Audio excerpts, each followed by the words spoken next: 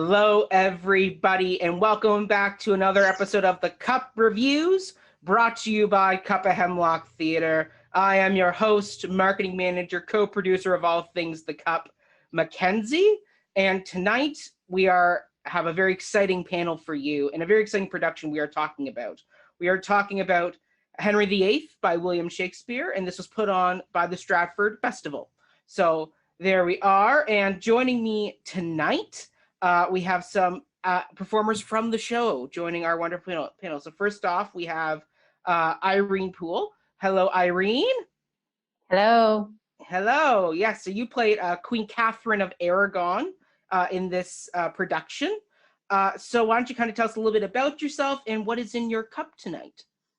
Okay, sure. I am Irene Poole and have the great pleasure of playing Queen Katherine. In my cup tonight is bubbly water. We call it bubbly water in our house because we have kids who call it bubbly water. And my cup, though, is the Wright State University. And this was a gift from a group of people who came from Wright State University to see Henry VIII. And Brad Hodder and I, who was also in the show with us, hosted a gathering with these people, and they gave us a mug. So this is my Henry VIII Wright State University mug. I love that. I love that. And Irene, you've been at the festival for a long time. I mean, you started back in 2008. I remember seeing you in Three Sisters, but yeah. Another Martha Henry. Yes. Show. Yes. Yeah. You and Lucy Peacock. That's were in right. that one together. But I mean, like you spanned the spectrum. I mean, I loved your Jean Louise Finch in To Kill a Mockingbird. Right. Just going through. You've been in Taming of the Shrew. You've done a whole bunch of different things. I mean, I loved your Cassius and Julius Caesar. It was such a different Cassius that I had seen before, so I thoroughly enjoyed that. So yeah, like you just kind of spanned the spectrum. Is there any like particular performance at Stratford that stood out to you over your 6 seasons, or I guess now 7 seasons? You know what, I have to say, as you list them, I feel very lucky to have played all those great roles. I would have to say, if I had to choose some favorites, it would have to be Three Sisters and Henry VIII. Yeah. I mean, is it a coincidence that they're both Martha? I suspect not. I mean, I love working with her. She's a brilliant woman. And she always brings such interesting ideas to the table, things that I had not thought of in both shows. So I would say, yes, my Martha shows have been actually my favorites that I've worked on here. Love that. Love that. And then also joining us, we have the wonderful Mr. Tim Campbell. Hello, Tim. Hi, how are you guys? I am doing well. Welcome aboard. You also were in Henry VIII, and you played the wonderful, short-lived Duke of Buckingham. That's right. In this. Short and sweet. Yeah, short and sweet, but with very luscious locks of hair. Indeed, which I had kind of, because it's been now 2.5 years, 2 years since we actually performed it. I'd kind of forgotten about the hair until we rewatched the film recently, and I was kind of shocked by my own locks. Yes. So what is in your cup today? Oh, okay. Well, I picked this glass. It's got some white wine in it, I think, but I picked the glass because it's got kind of a Francesca Callo, who designed our show. It's got kind of a modern yet Elizabethan line to the glass, I thought, like the shape of it. So, which was kind of what she did with the design. So that's why I picked it. Love that. Love that. And I mean, you also have done 11 seasons at the festival. I mean, the last show I saw you in prior to Henry VIII was The Crucible, where you were a wonderful John Proctor. A very heartbreaking John Proctor, but you've also gone the spectrum from being in the Scottish play to Hamlet, Julius Caesar. You also were in To Kill a Mockingbird as well. So I mean, like you've done a lot of different works at the festival as well. So is there any particular production that stood out to you over your 11 seasons? Well, again, in, God, I can't remember what year it was, but a couple of years before we were all in Henry VIII together, Martha Henry directed me in a production of All My Sons. Yeah. And I played Chris Keller in that. And I think that if you're really super lucky as an actor, maybe once or twice during the course of your career, you get to play a role where the interior psychological landscape of the character and yourself got to fit. So there's not a lot of distance. And I really, like, the first time I read that play, I thought, oh my God, I understand this man. Yeah. Every beat of the performance I understand. Yeah. And so I would say that that's probably one of my fondest memories at the festival. And I love playing Proctor too. I love playing Proctor with the condition that that is like the events that take place during the course of that play for the man playing Proctor are kind of fraught emotional territory, but it felt like a good workout. It felt like it felt as though you had put in a hard, honest day's work by the time that you were done those 3 hours. Yeah. Oh, like you run the gambit in that show. Like that entire performance, just the emotional highs and lows you have to get through are insane. Arthur Miller wrote a very intense piece. Yeah. I love Miller. I've done, God, I feel really lucky. I've done Crucible, All My Sons, and I've been in 2 productions of Death of a Salesman. So more to look forward to, but I feel like I've got the beginning of my Arthur Miller bingo card. Love that. Got that. Love that. And we also have joining us is our general assistant, our friend of all things the Cup, Ms. Jillian Robinson. Hello, Jill. Hello. So what is in your cup tonight, and what is your ensemble? My ensemble, yes. Okay, so I'll start with my ensemble. I was obsessed with all of the sheer costumes that the women wore in this. So like the long sleeve. So I don't have anything sheer, but the long sleeve sort of regal-esque, that's what I have going on here. And my earrings tonight, I picked them the same color potentially of Henry VIII's ring that gets tossed around in the council scene. And I was going between that or like I have some like gold and black long earrings as well, but I decided for the jewels. And I also have a kind of Tudor-esque looking cup here. Yeah. And oddly enough, I'd like to kind of look up if there's any cocktails to kind of go with our episode or with the play that we're doing. And I did find one, but then I also went on this rabbit hole of King Henry VIII's diet, which was really fun to learn all about. Basically just meat and bread and all of the ale and all of the wine. And actually they would drink wine with sugar in it too. So I don't have sugar in mine, but I have red wine like the Tudors would drink. Yes, well back then you couldn't trust the water, so exactly. Ale and wine were the better option for you. Yeah. But there we go. Oh, and then also I'm drinking from my official The Cup. There we are. And there we go. So it says The Cup, and I'm drinking a Earl Grey tea tonight, as per the usual. But let's dive into this Shakespearean historical drama. So first off, this is a really unique production because unlike other large-scale Shakespeare productions that are mounted at the festival, where they're actually not mounted at the festival theater stage, this was mounted at the more experimental studio theater, a much more intimate space. So for I guess Tim and Irene, the kind of like, what was it like for you? I obviously going from the big festival stage to now going into the studio and doing this big epic history play in this much more confined space. So Irene, I'll let you start this one. Oh, it was fantastic. I love doing the show in the studio. I couldn't even imagine really doing it on the festival stage. I think partly because the issues that I dealt with in that show that Queen Katherine is dealing with are issues that are extremely intimate and human and so close, you know, so some of those conversations are the most intimate you could imagine. You know, she's fighting for her marriage, for her life, for the legitimacy of her daughter. It was so satisfying to be able to have those conversations on that stage where you could just speak your heart and your mind, and there was no worry about, the actor brain could sort of sit back and relax a bit, because the actor brain didn't have to remind you that you're talking to audience member 1800 who's up in, you know, way up in the balcony up there. So that part was able to just relax. So in a way, watching the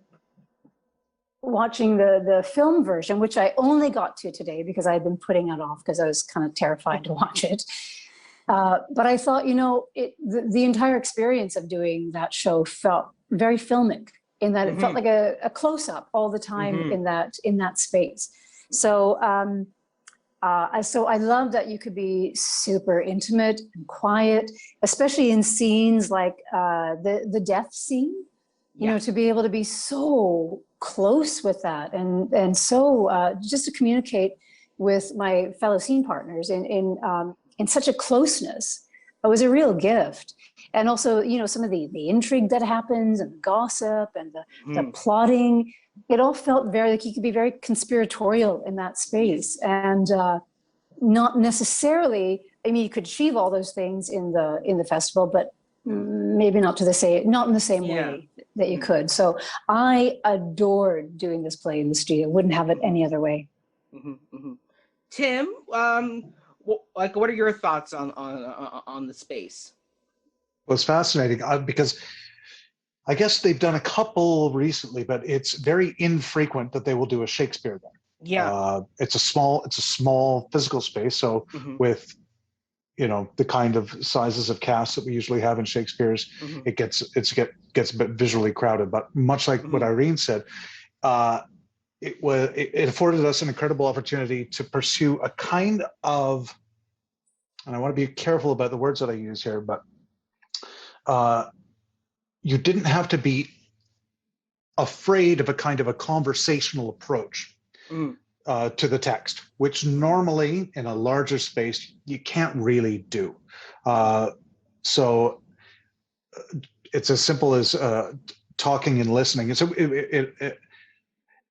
and I think often with this play specifically, productions lean into the pageantry of it and the size of it. And there are a couple of big, huge set pieces, and productions maybe tend to rely on those elements. We were not afforded that opportunity, and as a result, I think the focus of the piece becomes a little bit more on the relationships and on the substance of what people are saying to one another, which is a delight for an actor. It's great. Yeah. It was also interesting. I found that I've never had so many comments in my entire career about my costumes. And I think because our wonderful designer, she designed so with Tudor lines, but some modern twists in there. But my costumes were still very lush, you know, lots of velvet and gold, and she was really playing up the Spanish heritage. And because we were in the studio space, people were so much closer to those costumes, you know. And so I had so many people afterwards say, and the costumes were amazing. And I think for the audience too, not only the intimacy of the piece and people being able to really just talk to one another and play those scenes, but being that close also to those beautiful costumes was a real delight for audiences as well. And if memory serves you were delighted that you had pockets in your dresses. That's a Martha Henry, which I didn't know was a thing, but apparently this is like a huge thing, like a very helpful thing. Oh yeah, all the ladies had pockets. Martha insisted that be a thing, and it was fantastic. It was really, really great. It's very powerful. It's very of course. It's I don't know. I mean, maybe this is true, maybe it's not. I don't know. But as you see men do that a lot, right? Men stood around with their hands in their pockets a lot. And women don't always get to do that. And so there was something about having pockets as the queen to just stand there with my hands in my pocket. I go, I've got power. Yeah. I'm standing here with my hands in my pocket. I don't know, it's a psychological thing. I think, Martha also needed us to be able to carry things and whatnot, so it's practical. But also just in terms of stature and posture, it gives you a little something, a little edge. Yeah. Oh, I love that. I mean, even being in the theater, I didn't notice. It was such a subtle thing about the pockets, but actually, now you pointed out, I'm like, oh, absolutely. Like, yes, like those stances, like, oh, of course you would want to have pockets on stage. Like, they're just so multi-purpose. Like I said, like, how to prop or just like give yourself a bit more of a power stance. Oh, that's great. Jill, what were your thoughts? Since you didn't see this live, right? You only got to see this via film. So, like, what was that like for you? Well, both Irene and Tim hit some of my points on the nose. The first thing I had was, there was the ability to highlight the more intimate vibe that this history play in particular, I mean, we'll get more into that going forward, in my opinion, but allows, like, the character interaction. The scenes are more like just two-handers, right? And you're in, so kind of making it micro magnified. You're allowed to kind of be in on it, be in on the gossip, be in on the scene. And then kind of going back to what Tim was saying is it allowed the acting to be the forefront. I sometimes find if there's too much going on scenic wise or even costume wise, which I don't think this piece did either, but sometimes the acting can kind of just blend in with all of those. Whereas with this piece where the text already sort of establishes these intimate conversations and it really is about the individual, having sort of a scaled down set just really allowed the acting to be more augmented. And another thing I had, it just allowed the chaos and the massive shifts that happen in the piece to, again, be amplified because it's in such a tiny space. You're not like taken out of the fact that these folks are leaving the scene or we're shifting to this space a lot of the times, right? The actors have to like be on the stage at the same time and create that scenic shift. So the audience is constantly seeing sort of the power baton being passed, right? Versus like a scrim going up or things rolling in and out. So I love, that's my jam to theaters, like anything that kind of puts you in it and a smaller space and you can really allow the fiery moments to be ablaze, right? You can feel the heat. That I'm all about that. So yeah. Oh, I agree with all this. I mean, all my points have been covered. I mean, my biggest one was the space gave you the sense of the courtly drama of the piece versus the epic history that sometimes you get with the bigger spaces. That this one, you really just felt like the fly on the wall, watching these backroom conversations about the fate of England, basically being played out, and you kind of get these kind of little tidbits of conversations that you're kind of buzzing around. So it was great. I loved it. Now, we did mention with you, Irene, at the start that this was a production directed by the Canadian theater icon Martha Henry. So, I mean, for Tim and Irene, obviously, like this is a very masculine play. I mean, it's a lot of power playing between Cardinal Wolsey and Henry. But then you bring in someone like Martha Henry, who is a fantastic director. So, what type of insights did she bring to this piece, particularly as like a female director, because obviously that gives you a very unique perspective that, say, maybe a male director wouldn't be able to get access to. So Irene, I'll let you start this one. Oh boy. I mean, for me, it was everything that it was Martha and that it was a woman, frankly. I mean, I know Shakespeare wrote it, but Martha, actually, I just reread her program notes today where she talks about starting to do the research on the play because she didn't know much about it. And she gave me the book that she mentions in her intro, this Alison Weir book. And what struck her the most was that these two people, Catherine and Henry, had been together for 24 years. and went through everything together, right? And struggled for a really long time to produce a male heir.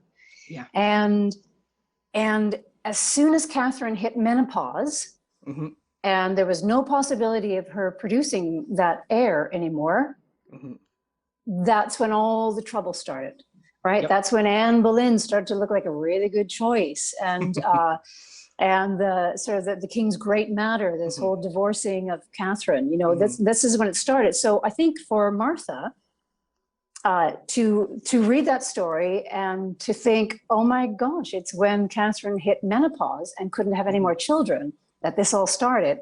I'm not sure, maybe, and I don't want to make assumptions, but I'm not sure that every director would read the circumstances and see that kind of timeline. So that was the first thing. And also she really wanted to, for me, the work that I was doing was to really look at what it meant to be a woman in this position of kind of power, because Catherine was very much a woman who, I mean, she came from a long line of ruling queens, you know, so she was a powerful woman who was regent often when Henry was away, and she, you know, she ruled the noblemen, she ruled the country. So all of Martha's words to me were about, you know, this woman in this incredible position of power, and yet everything was being taken from her. And the most important thing for Catherine, which Martha and I talked about, I mean, the reason why she held out and would not grant that divorce, you know, and which led to all sorts of awful things happening, but she would not do it because it would make Mary, her and Henry's daughter, a bastard. It would delegitimize her. Anyway, so there were so many things that Martha and I discussed that were that came from, I think, a very female perspective on what we were going for anyway in this case. Yeah. Tim, so for you being in the room, like, obviously this play is half relationship drama, half political intrigue, which is a lot of what your character kind of goes through. So, like, when you were working with Martha, like what type of things did you two kind of talk about?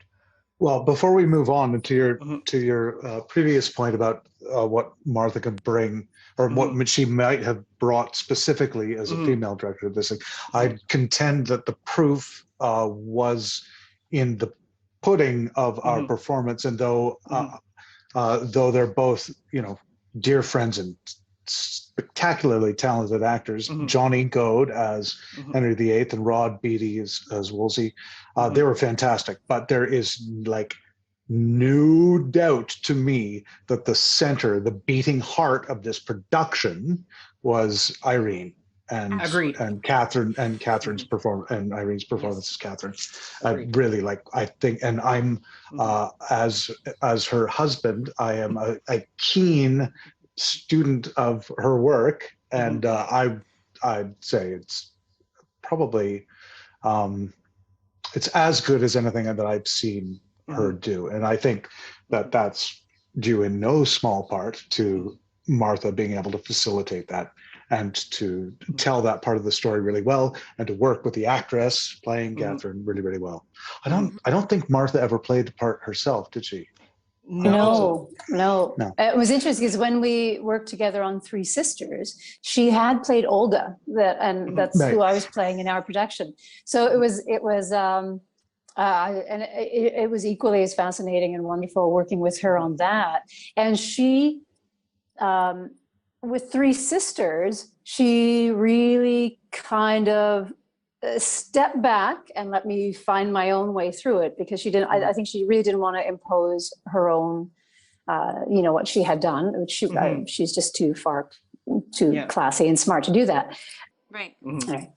Yeah. And kind of going back to the question too, Mac, so with that sort of power and agency, I saw a lot of that in all of the women of this piece too. Like, it is a very masculine driven text, but through Henry's direction, I would presume, and you all working on the piece, every woman on the stage like had a background, had an agency, had a history, and then it was in those like images that we just talked about, the tears turning to fire, and the death scene, even going back to tossing the torch of power when Anne Boleyn, after her coronation, she's on the top tier, and then the segue to the scene where you see Catherine, who is now, you know, is going through her like degradation. So like coronation to degradation. Like there was just so many, and then at the end too, of having the backdrop be of Elizabeth, and then kind of like going in and out of the Elizabeth of today, and then going back. I just felt there was a lot of grounding female points that like were kind of drummed out through the direction. And then with that too, kind of going back to the Anne Boleyn to Catherine passing of the torch, it also highlighted, and this is a very real thing, like the power struggle that exists, unfortunately, between women. Like, you know, there's always the need to feel like you need to establish yourself or grasp at power or privilege that is not given to you, and a lot of the times, like, unfortunately, your fellow sisters fall privy to that, right? And like that, I saw that a ton in the lute scene where you and your ladies are the music scene, and I thought it was so stunning of Anne singing with her eyes closed and Catherine's like right there, and again there was that like invasive, or the bubble was popped, right? And there was like, oh my goodness, no one's communicating in this loft. Meanwhile, they all should be kind of working together. And so that contrasted to like our giant men council scenes. It was just really, really brilliantly flushed out. Yeah. Yeah. I mean, I just have to third it all with you, Irene. I mean, you were the heart of the piece. And it's funny, you go in expecting it to be kind of the Henry VIII story, but then you come out going, oh no, this was Queen Katherine's story the entire time. Like, even after you die, your influence on the whole situation that's unfolding afterwards, it's there. I mean, reading up on Queen Katherine historically, she was almost a modern, almost like Hillary Clinton type figure who was so ahead of her time in the fact that she was so diplomatic, so smart, held the country together, because Henry VIII came to power very young after his brother Arthur died. Like, Catherine was Arthur's wife first, like, in the fact that she had 5 children, only one of them, Mary, surviving. Three of them were sons that were lost in infancy. So like, just the history of who this woman was, and you just brought all that to the stage. So bravo. Like, Tim, and what you brought to it, as you say, it's kind of like the pieces, you know, you've got the personal legacy of the piece, and you've got the political intrigue that's happening. And what we get from Buckingham, that figure of authority and nobility, that when he is taken down by Wolsey's machinations, then we know we're in trouble, right? And so what we get from you, Tim, I thought anyway, was this figure of absolute integrity and nobility. And we all should be going, oh my God, he's just taken down Buckingham. This is a scary world we're in. You know, it sets the political stakes really high for us. And I think you need an actor of your stature and those locks to give us that sense of political stakes in the piece. Well, also it's just, and I had not, I'd read Henry VIII a long time ago, but it's been a while since I've like read the text itself. But watching your Buckingham, Tim, there definitely was like a calmer, almost more feminist energy to him than any other man on the stage. So I think that even more so, there was a loss of like, wait, we're losing Buckingham. Like, no. Like, I want, like, there was just there, it just added that sort of, so when you're shackled and you're taken away, it's like, exactly like Irene is saying, you're kind of seize up and you're like, okay, this is not going to end well. Yeah. Yeah. Yes. Well, speaking of Wolsey, he has a very interesting moment that ends the act, or ends the first part before we get into intermission. And it's the moment where he is being deposed, and he disrobes his cardinal garments, folds them on stage, and then he walks off. And then as his last line's kind of in an echo chamber as he's leaving, as the spotlight kind of falls on that moment, which to me, it was one of the most beautiful, like beautifully staged endings to this character. So Tim, I mean, for you, like, what was that moment like for you when that was being blocked and when you kind of saw it? Like, did that kind of represent anything to you as like also Buckingham, considering he is the kind of guy that Wolsey takes out at the beginning of the play? So like, kind of like, what was that moment like for you, watching it and then being in part of the process there? Well, to be perfectly candid, because my character had died like about an hour before in stage time, I wasn't super familiar with the moment, and I was never called for those rehearsals. So I didn't really, I have, my own personal response on seeing the thing. But because you had sent us these questions in advance, I wrote my friend Rod Beatty, and I said, hey, Rod, I'm doing a podcast, and they've asked about this moment, and do you have any insight?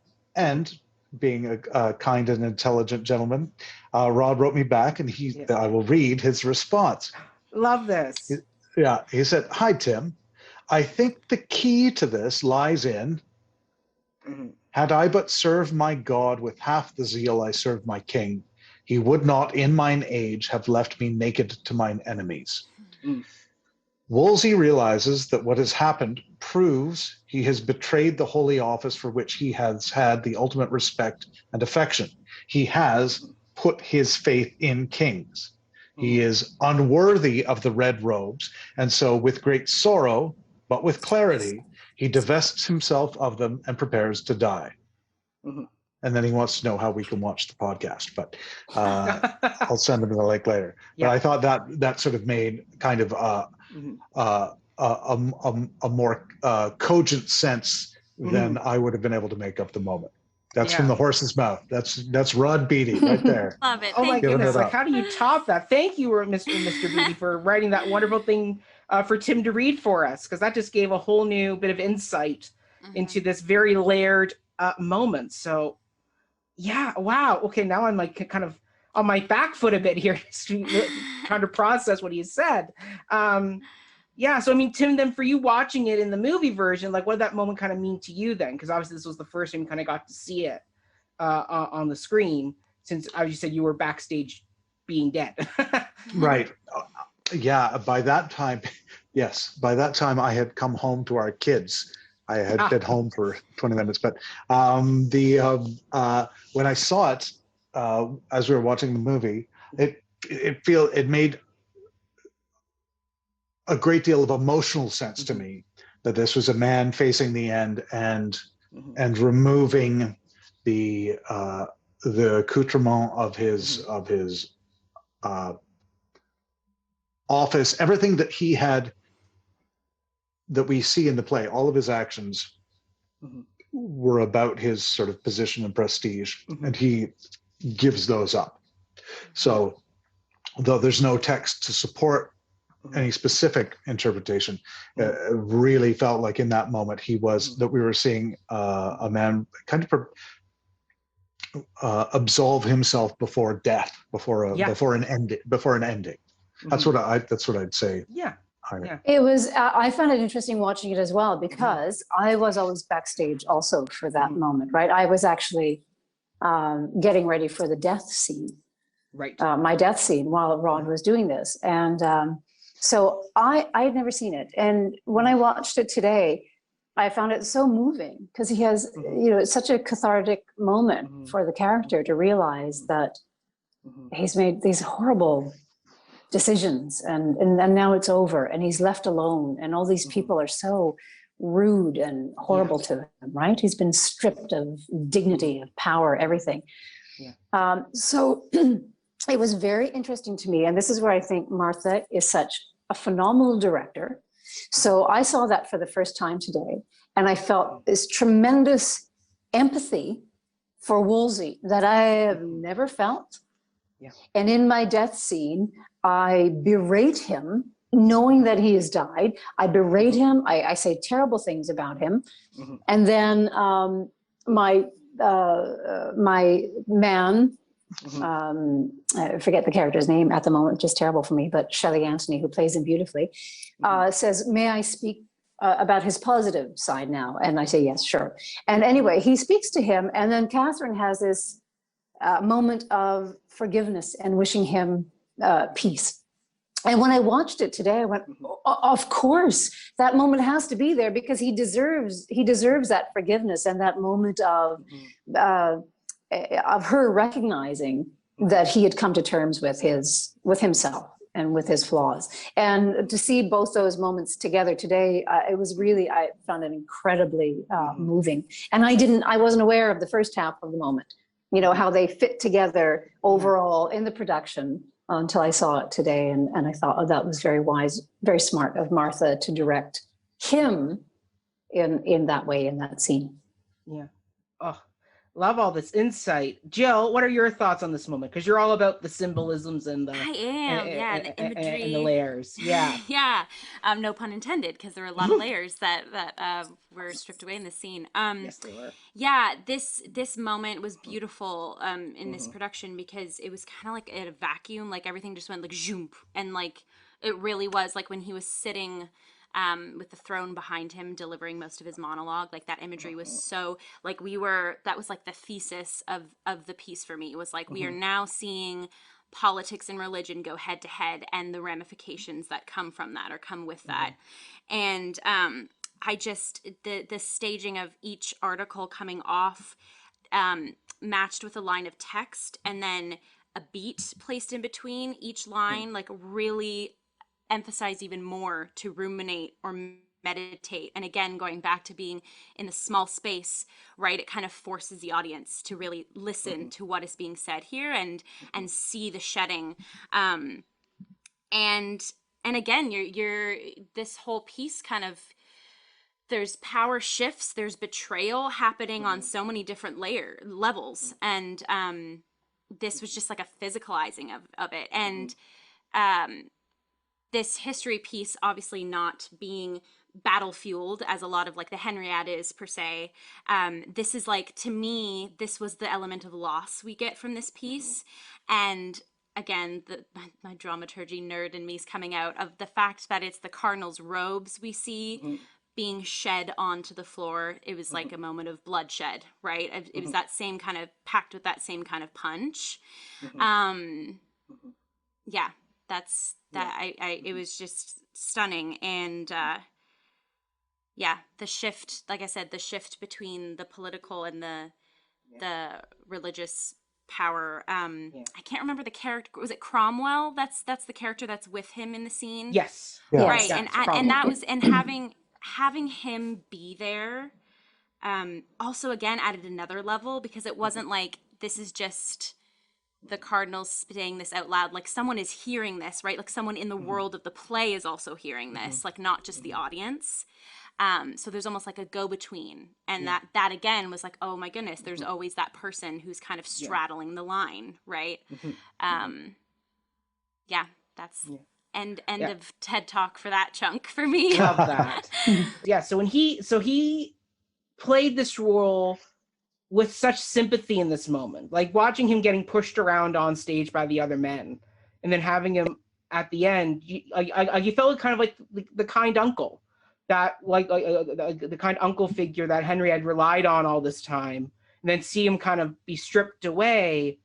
Like my heart kind of broke for like, as much as I was like, he's not a nice person. Like he helped get rid of Buckingham, but at the same time there was just, and the fact we've seen him in this scene behind me here, you can see him up in the throne in that kind of velvety pajama outfit. So he wasn't the most kindest person, but at the same time there was sympathy in this one, and this really was a turning point of the play, where it's like, what, like I remember sitting in the theater going, I don't remember them saying if there's an intermission or not. And then like obviously the intermission came after this moment. I was like, well, of course you put the intermission here, because this is the big turning point of the entire play, where England is making the turning point now, where Wolsey's destruction now is basically opening the floodgate now to the Catholic versus Protestant conflict that's going to now plague England all the way up until Queen Elizabeth, when she kind of neutrals it all out. But for the next while, it's going to be a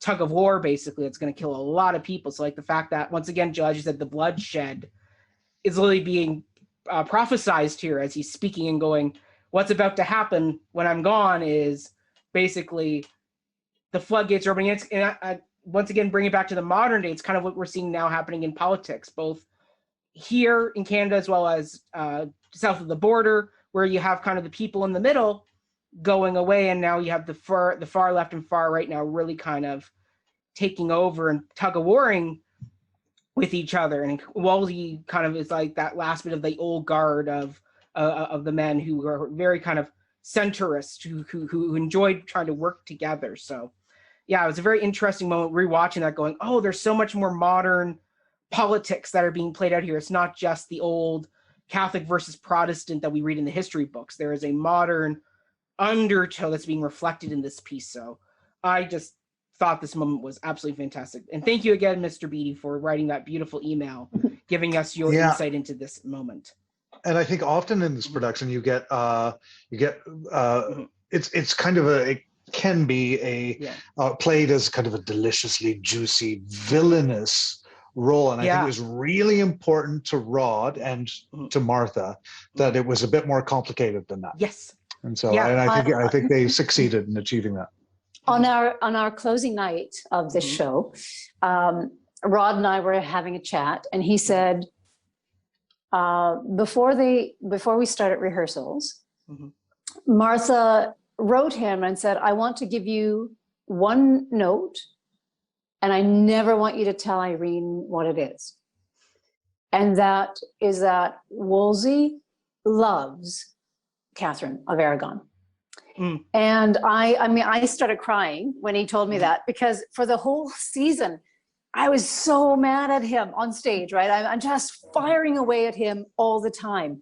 And, you know, he's looking at me with such kindness and like, I'm not your enemy. You know, he was playing this note of, I'm not your enemy. And which of course enraged her even more, that he wouldn't actually engage, because she, you know, she thought he was being super duplicitous. But anyway, it was such an interesting note to his performance that I was totally intrigued by all summer long. And then when he told me what that note was, it was kind of heartbreaking, you know? Yeah, and it was very, I love that. And I love that Martha gave him that note, and I love it that he kept it as a secret for himself and played it for the whole season. He's a tremendously intelligent, wonderful, fantastic guy. We adore him. And he's an extraordinary chef as well. Just little backstory. Little trivia, little Rod Beattie trivia. I'll have to get him on a show, Mac. Yes, absolutely. You should. You should. That is on the list. Perfect. Okay. So this play is not overly well regarded in the Shakespeare canon. Like, Stratford's only done it 3 times in its 50 plus years that it's been performing on the Avon. So why do we think it gets such kind of a bad rap and kind of gets shunted aside in the canon? And do we think this piece actually deserves this kind of reputation, or is it really kind of a diamond in the rough? Jill, I'll let you start this one. Yeah, this was like one of the hardest questions for me, Mac, because like, I think I had to kind of think about it through the lens of this production more so than the text. Like, again, I haven't visited the text in a long time, but I do remember it not being like as standoutish as other of the Bard's works. But I think what it is that if you do something with this text, like similar to what Martha did, like it really highlights it and makes it a diamond in the rough, in my opinion. Like, I think on paper, the characters don't seem as flushed out as some of the other works of Shakespeare's, but on stage, obviously, through this production, we get the instance that that's not the case at all. Like, these people are packed with history and relationship. And so, Yeah, there's something about this history piece that I honestly, it might be one of my favorites because of what we've just seen, because again, it's the intimacy, it's the strip, like, yes, there are macro, like, political, religious things happening, but then like micro human relationships and loss and tears and emotion and camaraderie, even in the smallest relationships on stage. And you can, because of that, you can kind of leave the historical stuff aside and just watch a human interaction or human turmoil. And I like that a lot, because I'm a huge fan of political dramas and Shakespeare's history plays, but a lot of the time the romantic in me is like, okay, great, I get like another battlefield scene, awesome, but like there's the substance, right? And I think this piece, you have the ability to kind of touch on both of those elements, and they can work together, you know. But again, through just reading it, I don't necessarily think you would get the same impression as opposed to seeing it. So I guess that would be my argument. A bit dry on the page, but definitely one that can be stretched to whatever length on the stage. And I even think like this one has the ability absolutely to be transported. I mean, it is a history, but like I could see it transported in different eras, or like playing around a bit with maybe characterizations of certain moments, which is kind of risky to say with a history piece, right? But again, I think it's because you have these two-hander moments, you have these conversations, you have like true human rawness amidst like power hungry big political statements. Irene, for you, because you've done like some of the other bigger history tragedies, like as of you, Tim, like Julius Caesar. So like for you, like you've done some of the other big Shakespeare shows. So like, why do you think that this is one that kind of doesn't get its due? I think it has to do somewhat with the structure of the piece. Perhaps it's very episodic. You don't get to follow what you feel are your main characters all the way through from the beginning to the end of the play. And that can be difficult, right? When you're introducing new large characters in your fourth act, and people have to go, whoa, who's this? Who are they, and how are they significant to all the other people I've been watching? So I think structurally it can be a bit goofy. Tricky. It's a bit goofy. Yeah. Structurally. I think what Martha did, though, is she cut it in such a way that there felt like more of a through line in this one. Yeah. I think like often, for instance, the intermission actually comes after Catherine's death, I believe. I think I'd have to double check that. But there was lots of discussion about where to put the actual intermission. I don't think that would be really late, right? Yeah, or maybe it's it's after the trial scene. Often it's after the trial scene, right? But so there was some debate about where to put the intermission, and it all had to do with sort of the carry through, right? But it is structurally, it's a tough one, and getting into the final act, you know, where it does really become about the struggle between the Reformation and the Catholicism. It's hard. It's hard to wrap your head around it when you've seen such human cost already. You know, so Wolsey is gone, Catherine is gone. We don't see Anne Boleyn again. So yeah, it's tricky. But having said that, I do think what Martha did with the way she cut it is that it made it more, you see more of those personal moments which lead to the big political, historical moments that we now know happen, but they started with these very small, intimate moments. I'd never seen a production of this play. So I had no preconceived notions at all. And people kept saying to me, oh, it's a terrible play. And I was going, really? I kind of like it. I was just trying to cut out all those, you know, the people saying it's not a great one, but good luck. And, you know, as it turned out, funnily, and I love this, it became like the runaway hit of that season. We were sold out beyond, like, people couldn't get tickets. We were extended and extended. And in fact, this production was not meant to be filmed. It was not one of the ones chosen for filming early on in the season. But because it sort of took off, and it was this, you know, this diamond in the rough for theater goers that season, it was actually Martha and I we got together and said, what a shame it's not being filmed. It's like such an interesting show, and people are really responding to it. And so we sort of schemed a little bit, and we went to Anthony and Anita and said, wouldn't it be great if we filmed this one too? And they had actually been starting to think along the same lines as well, that perhaps it should be filmed. And they said, you know what, you're right, we're going to do this. So for us, certainly it was the diamond in the rough, and hugely successful run of the show.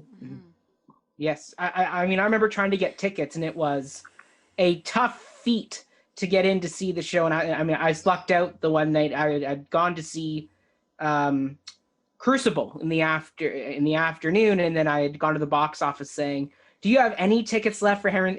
And they're like, yes, back corner, top row. And I was like, perfect, I'll take it. So that's a big day. Wow. Yeah. Crucible and Henry VIII. It was a big day for me too. Yeah, Yes, absolutely. Absolutely. Yeah, it was a massive day. And I mean, but both productions were just fantastic. So loved both of them. So Tim, for you, like, what are your thoughts about this play? Because you called it goofy, which I like that. That's a good Well, no, I description. think the structure is a bit goofy. I think that you're required as an audience member to sort of care about three discrete plots, kind of. Like, there's the first third of it, or not even a third, but the first little while is about the rise and fall of Buckingham. The second is the rise and fall of Catherine and Wolsey, and then we get into the Canterbury's, the Reformation, the Reformation stuff. So I think as an audience member, as Irene said, you're sort of asked to follow and care about things that sort of come and go. It doesn't follow a kind of a larger trajectory. I don't know that it's. I think it gets done just about the right amount of times it gets done. This play. Yeah. I think that, you know, it's not a Lear. It's not a Hamlet. I think there's lots. I think there's lots of fantastic. I think Catherine. There's lots of great relationships in it. There's lots of great characters, and there's like, you know, 4 or 5 really awesome scenes. But yeah, and I mean, I like it more now, having been in it and spent some time with it, than I did prior to. It hadn't really been on my radar, partly because the authorship is so sort of still a bit of, there's a bit of contention around that. And I mean, I like it. I think it sort of maybe justly deserves its place in the relative pantheon of Shakespeare plays, but I'm super happy to have been in it. You again, like my Arthur Miller bingo card, I get to check off Henry VIII. Not many actors get to be in Henry VIII. No, so it's very great. Yeah. Very great. I mean, my first big note for this was, why does it get the bad rap? I went, well, it's because it's often credited with a co-authorship, and people often go, well, it's not pure Shakespeare, so ergo it gets automatically deducted points. And then Tim, you put it so well that, like, yes, there are literally 3 different strands going here, and you are doing a bit of ping-ponging as an audience member. I mean, for me, growing up with knowing the history of this moment in time helped me ping-pong a lot better, where I don't know if people who are already not overly familiar with the language of Shakespeare, and then they got to get a really big history lesson in there too, it can become a bit of a tougher pill to swallow. So yeah, this play has a lot more kind of things you got to tackle, and then as well as you got to know your history a bit. Like, you do have to know more than just Henry VIII's 6 wives. You have to know a bit more about the players on the chessboard, as it were, like the Wolseys, like the Thomas Moores, the Thomas Cromwells, all the Thomases. To be honest, I had to stop for a minute when I was rewatching. I was like, which Thomas are we on right now? Who is in with Wolsey at the end? Because I was like, I know there's one. Sir Thomas Lovell. Yes. Yeah, there's lots of them. Yeah. So many Thomases. So many Thomases. So yeah, I do think it's a diamond in the rough, but it depends on how it's blocked and how it's edited. And I think Martha showed just what you could do with a show like this, which is really smaller space, giving you a really good intimacy, human perspective that is what this play really is special for, versus like say a Henry VIII or any of the other kind of Henriade that have a bit more of the pomp and the flash of action. This is less action, more human intrigue, and I think that's what makes it special. Maybe sometimes why it does get overlooked. I mean, this play totally changed my perspective on Queen Katherine as like a historical figure, because oftentimes Anne Boleyn gets that higher recognition. And it's like, oh wait, hold on, Catherine's got some really good points here. Let's like let's rethink her in history. So perfect. Actually, that segues into the next question. So considering a lot of early modern history plays are more or less propaganda pieces for their time, how do we feel this play portrays the real life historical characters, and do you feel some are painted in a more favorable light than others? And Irene, I'll let you start this one, because as we've kind of noted, Queen Katherine really is the heart of this piece. So for you, what did you think about this piece as a historic? Yeah. Oh, yes, Tim. Sorry, just before we get to this, I am going to have to leave you with the star of the show, Irene Poole. Thank you so much for this conversation. It's been spectacular. Irene is twice as smart as I and much prettier. And she'll be fascinating for the rest of your interview. Yes. Okay. Well, thank you so much, guys. Tim. Okay. Thank you. Okay. Talk Bye-bye. soon. Okay. I'll be up soon. Bye. Yeah. So getting back to that question, well, I mean, he ends it before Henry really loses control, right? Yes. So the play ends before Anne Boleyn is executed.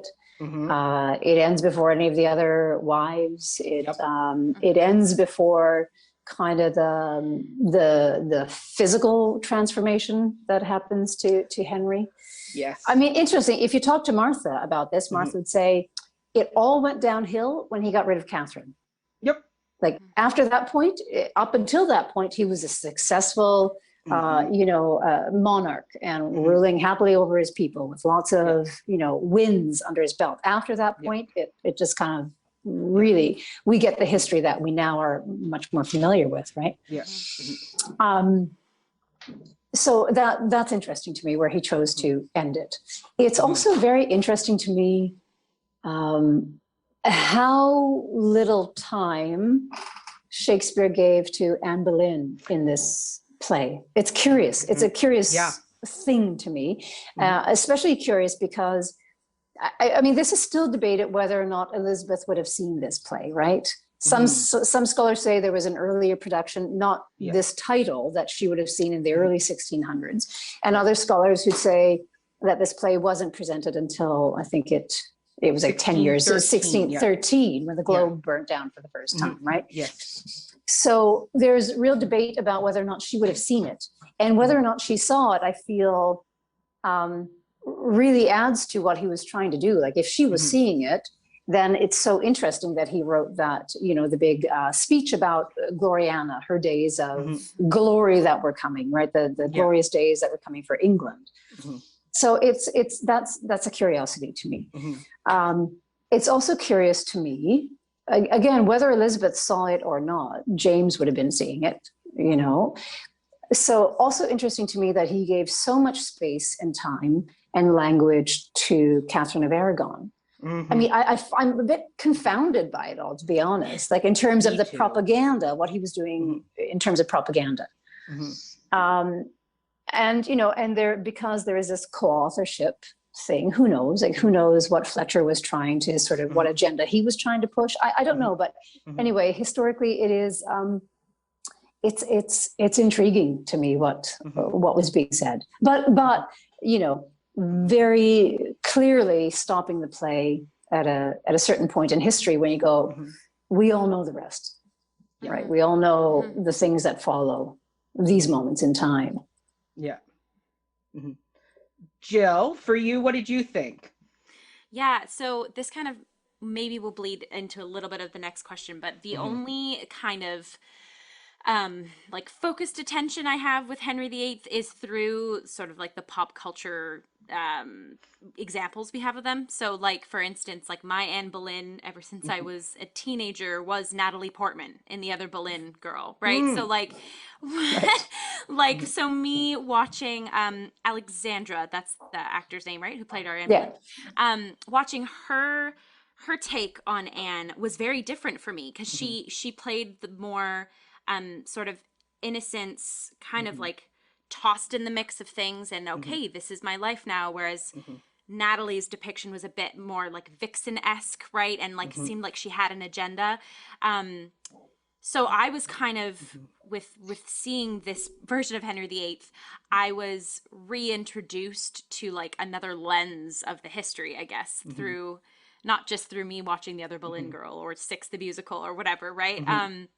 And then I think, yeah, like you hit it on the nose, Irene, like he halts it right before the chunk of history that folks know a lot about, but then also just like within the play itself, but highlights moments of their lives that I don't think any other like media would pay attention to, right? Like, and even you can talk about the character of Catherine, like she has such an agency and a gravitas, and we've said this multiple times, like she really does drive this piece. And I'm just as curious as you, Irene, of like what was he doing there? Because it speaks so much to today. Like we talked about this earlier too, like absolutely having her take the stage, take the power, and really see her struggle, that just it speaks loads and loads to certain things going on today or recently. But back then,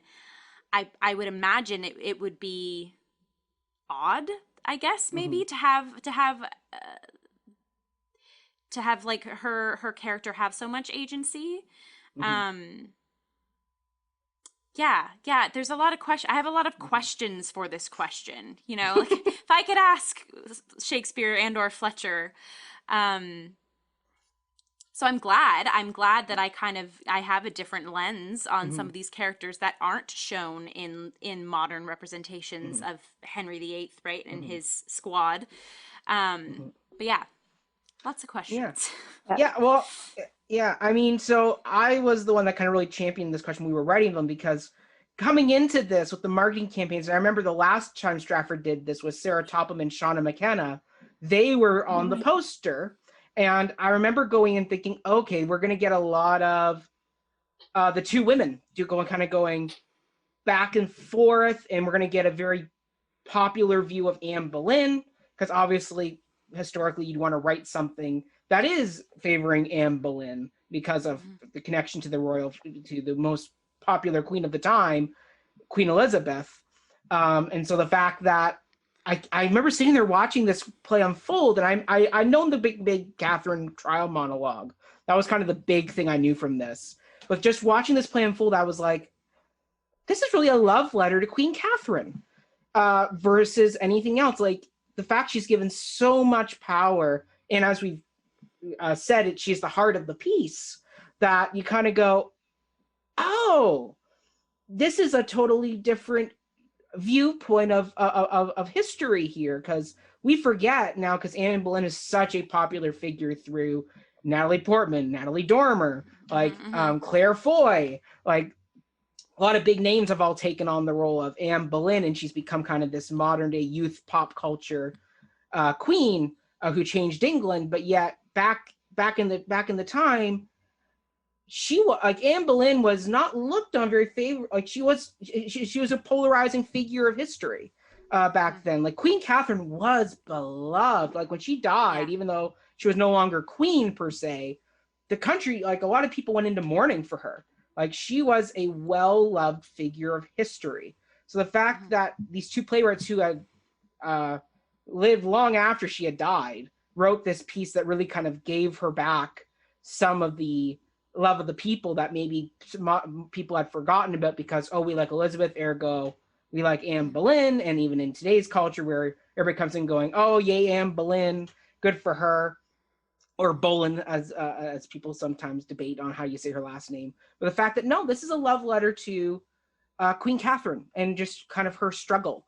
And the fact that it is a very modern version of that. And the fact that this play doesn't really villainize either side is another interesting perspective, where it's not bashing Catholicism or Protestantism. Like it kind of leaves it in the gray zone of certain pieces are like, yeah, no, we're full on villainizing the French with the Dauphin in Henry V, or like what's his name, Hotspur in Henry IV.